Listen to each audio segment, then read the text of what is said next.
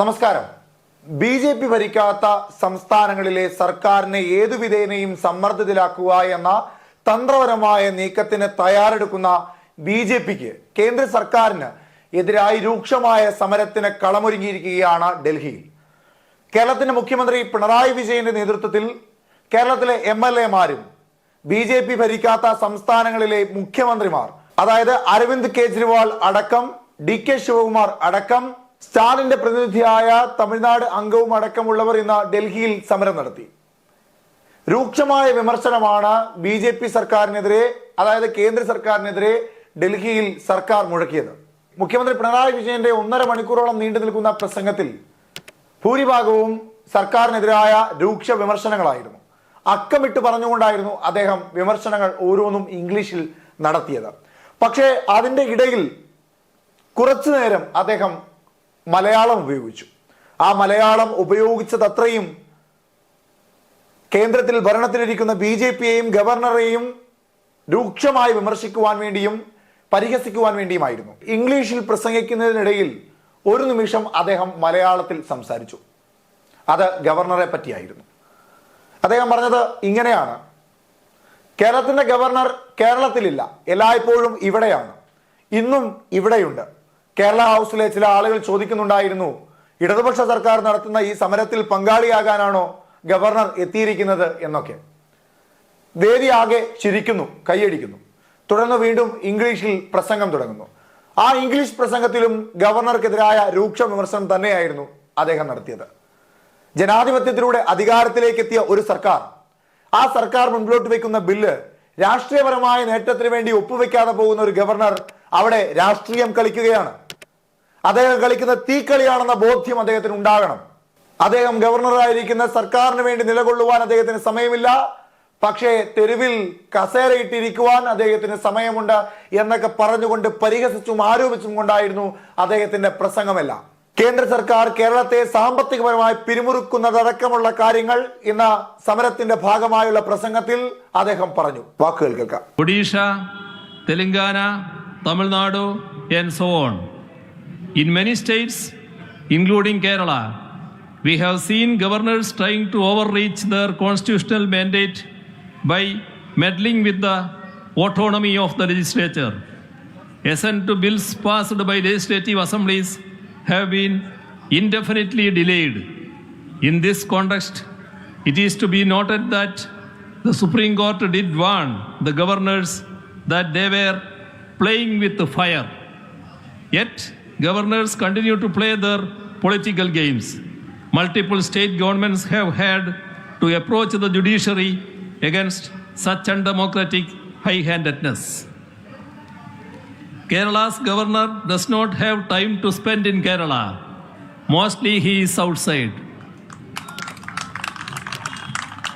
ഇന്നും ഇവിടെയുണ്ട്.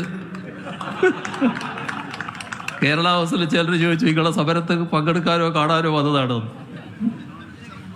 If at all he comes to Kerala, he does not have time to read out the entire governor's address in the assembly. But he has time to sit on the road and create a scene. In all opposition-ruled states, there have been instances of chancellors acting as at the behest of their political masters in matters related to universities. Interests and statutes of the states are being sidelined in this regard. Rather than consulting the state governments, even on matters related to state-funded universities, governors have made political interferences as chancellors. In Kerala too, the same is happening. The chancellor, by misusing his powers, is appointing senate members according to his own whims and fancies in an attempt to usurp the administration of universities and thereby even destroying the academic autonomy of our universities. There are some who alleged that this protest in Delhi is politically motivated. In reality, it is that allegation what is politically motivated. This protest is against the denial of what is rightfully ours. Isn't it a fact that our borrowings have been limited and that our grants have been denied? How is it politically motivated to point it out? It is not just Kerala that is protesting against the political discrimination against states. കഴിഞ്ഞ കുറെ നാളുകളായി മാധ്യമങ്ങളിലൂടെ നമ്മൾ കാണുന്നതാണ് ഗവർണറെ ഒരു പാലമായി ഉപയോഗിച്ചുകൊണ്ട് എല്ലാ തരത്തിലും കേരള സർക്കാരിനെ സമ്മർദ്ദിതരാക്കുന്ന തരത്തിലേക്കുള്ള കേന്ദ്ര സർക്കാരിന്റെ നിലപാടുകൾ. അത് വളരെ കൃത്യമാണെന്ന് പറയുവാൻ ചില ഉദാഹരണങ്ങളുണ്ട്. കാരണം BJP ഭരിക്കാത്ത സംസ്ഥാനങ്ങളിലെ മന്ത്രിസഭയെ ലക്ഷ്യം വെച്ചുകൊണ്ടുള്ള നടപടികളാണ് കേന്ദ്ര സർക്കാരിന്റെ ഭാഗത്തുനിന്നുണ്ടാകുന്നത്. അതിന് ഉപകരണമായി ഉപയോഗപ്പെടുത്തുന്നത് അവിടുത്തെ ഗവർണർമാരെയും.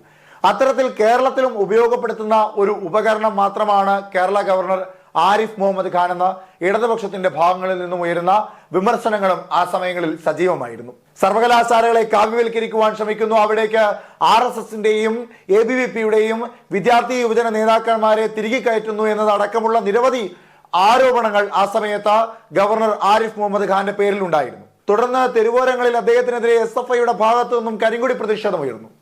അദ്ദേഹം കാറിൽ നിന്ന് പുറത്തിറങ്ങി വലിയ ആക്രോശങ്ങൾ നടത്തി. പിന്നീട് കോഴിക്കോട്ടേക്ക് യാതൊരു മുന്നറിയിപ്പുമില്ലാതെ ജനസാന്ദ്രത കൂടുതലുള്ള ഒരു മേഖലയിലേക്ക് നടന്നിറങ്ങി. മിഠായി തെരുവിലേക്കായിരുന്നു അന്ന് അദ്ദേഹം നടന്നിറങ്ങിയത്. അതായത് ബ്ലൂ ബുക്കിൽ പറയുന്ന അടിസ്ഥാനപരമായ കാര്യങ്ങൾ പോലും സ്വീകരിക്കാതെ അന്ന് ഗവർണർ കാട്ടിയത് ഒരു ഷോ ഓഫ് ആയിരുന്നു എന്ന് ഇടതുപക്ഷ സഹയാത്രികളായിരുന്ന ചില ആളുകൾ അന്ന് പരാമർശിക്കുകയുമുണ്ടായിരുന്നു. ഇന്ന് കേന്ദ്രത്തിനെതിരായ രൂക്ഷ വിമർശനങ്ങൾ ഉയർത്തിക്കൊണ്ട്, ആരോപണങ്ങൾ ഉയർത്തിക്കൊണ്ട് ഡൽഹിയിൽ വെച്ച് നടന്ന സമരത്തിലും ഗവർണർക്കെതിരെ രൂക്ഷമായ വിമർശനം തന്നെയാണ് പിണറായി വിജയൻ എന്ന കേരളത്തിന്റെ മുഖ്യമന്ത്രിയുടെ ഭാഗത്തു നിന്നുണ്ടായത്. കേന്ദ്ര സർക്കാരിനെയും ഗവർണറെയും ഒരുപോലെ വിമർശിക്കുകയുണ്ടായി അദ്ദേഹം. ഇടയ്ക്ക് പരിഹസിക്കുകയും ചെയ്തു. എന്തായാലും ശക്തമായ സമരങ്ങളുമായി മുൻപോട്ട് പോവുകയാണ് കേരളത്തിന്റെ സർക്കാർ, കേരളത്തിന്റെ മുഖ്യമന്ത്രി പിണറായി വിജയൻ. ഇനി ഗവർണർ ഇതിന് നൽകുവാൻ പോകുന്ന മറുപടി എത്തരത്തിലായിരിക്കും എന്നുള്ളതാണ് വളരെ പ്രസക്തമായ ഒരു കാര്യം. കേന്ദ്രത്തിലെ സമരമെല്ലാം കഴിഞ്ഞ് കേരളത്തിലേക്ക് മുഖ്യമന്ത്രിയും MLAമാരും എത്തുമ്പോൾ, കേരള ഗവർണർ ആരിഫ് മുഹമ്മദ് ഖാനും കേരളത്തിലെത്തുമ്പോൾ ബാക്കി നിൽക്കുന്ന സമര പോരാട്ടങ്ങൾ, ആരോപണങ്ങൾ കേരളത്തിൽ തുടരുമോ എന്ന് കണ്ടറിയേണ്ടതാണ്.